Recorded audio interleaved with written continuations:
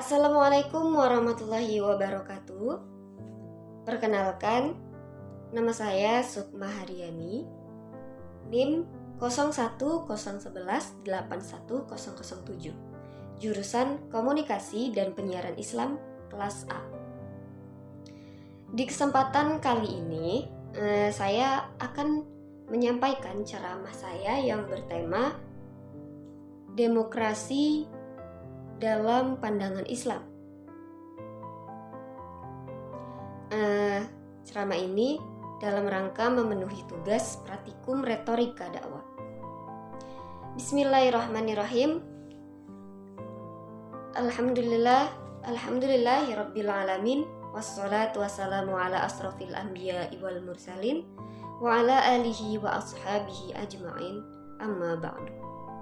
Pertama-tama marilah kita mengucap puji syukur kehadirat Allah Subhanahu wa Ta'ala, yang mana pada saat ini kita masih diberi beribu-ribu nikmat berupa nikmat kesehatan, nikmat kesempatan, dan nikmat sehat walafiat, sehingga kita dapat menyaksikan ceramah yang singkat ini bersama-sama.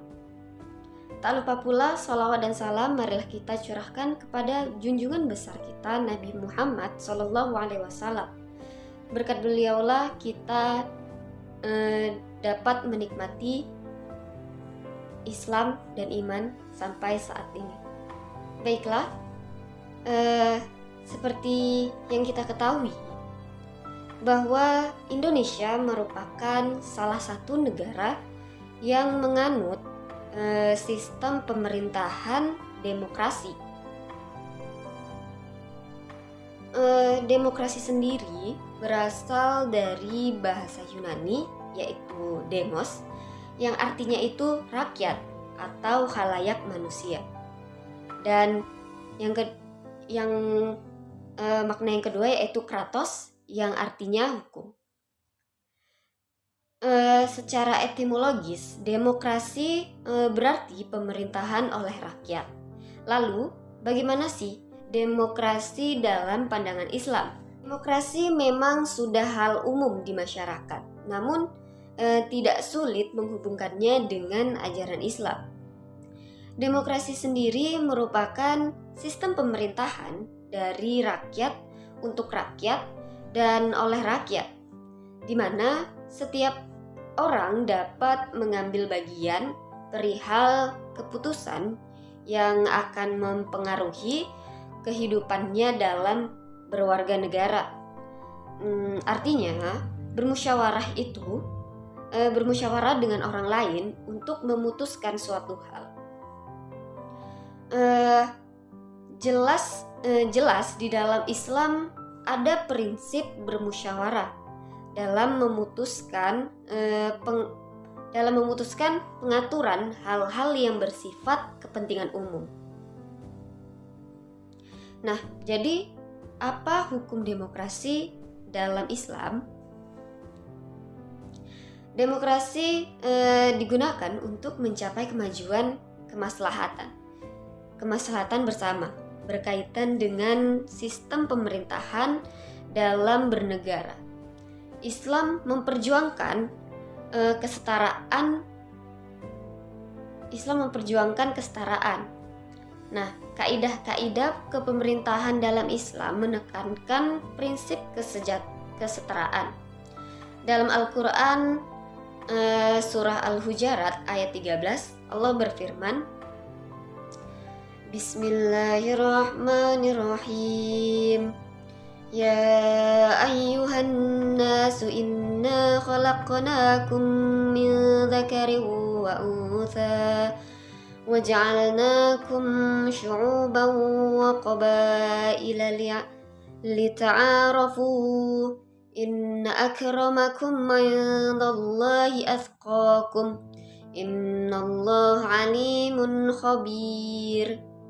Yang artinya, hai manusia, sesungguhnya kami menciptakan kamu dari seorang laki-laki dan seorang perempuan, dan menjadikan kamu berbangsa-bangsa dan bersuku-suku, supaya kamu saling kenal mengenal. Sesungguhnya orang yang paling mulia di antara kamu di sisi Allah ialah orang yang paling takwa di antara kamu. Sesungguhnya Allah Maha Mengetahui lagi Maha Mengenal. Kemudian prinsip musyawarah terdapat dalam surah Al-Syura ayat 38 yang berbunyi sebagai berikut. Bismillahirrahmanirrahim. Walladzina istajabu lirabbihim wa aqamus salata wa amruhum syura bainahum wa mimma razaqnahum yunfiqun. Yang artinya, dan bagi orang-orang yang menerima atau mematuhi seruan Tuhan dan melaksanakan sholat, sedang urusan mereka diputuskan dengan musyawarah antara mereka, dan mereka menginfakkan sebagian dari rezeki yang kami berikan kepada mereka. Nah, dari dua ayat tersebut dapat dijelaskan bahwa kaidah demokrasi dalam Islam yang pertama adalah kesetaraan, yang kedua adalah permusyawarahan. Nah, prinsip musyawarah yang diperkuat dengan sunnah Nabi Muhammad SAW. Rasulullah bermusyawarah dengan para sahabat dalam suatu perkara yang tidak disebutkan dalam Al-Quran, dan yang Nabi sendiri tidak mendapat perintah langsung dari Allah. Maka hak para sahabat itu untuk memberi pendapat dan usulan di luar hal Nabi sendiri telah pasti akan melakukannya. Adapun kaidah ketiga dalam demokrasi menurut Islam adalah ta'awun. Ta'awun adalah menyatakan adanya tuntutan untuk kerjasama demi kepentingan Tuhan dan kepentingan manusia sendiri. Sama halnya dalam nilai-nilai demokrasi, yakni menekankan kerjasama dan saling tolong-menolong. Setelah ta'awun, kaidah keempat adalah taghyir atau perubahan. Nah, dalam kaidah ini menyatakan bahwa manusia berperan besar dalam menentukan perubahan hidupnya. Demokrasi menuntut suatu perubahan sejalan dengan perkembangan kesadaran manusia yang selalu ingin mengadakan perbaikan. Allah berfirman dalam Al-Maidah ayat 44 yang artinya, sesungguhnya kami telah menurunkan kitab Taurat, di dalamnya ada petunjuk dan cahaya yang menerangi, yang dengan kitab itu diputuskan perkara orang-orang Yahudi oleh nabi-nabi yang menyerah diri kepada Allah, oleh orang-orang alim mereka dan pendeta-pendeta mereka, disebabkan mereka diperintahkan memelihara kitab-kitab Allah dan mereka menjadi saksi terhadapnya. Karena itu, janganlah kamu takut kepada manusia, tetapi takutlah kepadaku. Dan janganlah kamu menukar ayat-ayatku dengan harga yang sedikit. Nah, barang siapa yang tidak memutuskan menurut apa yang diturunkan Allah, maka mereka itu adalah orang-orang yang kafir.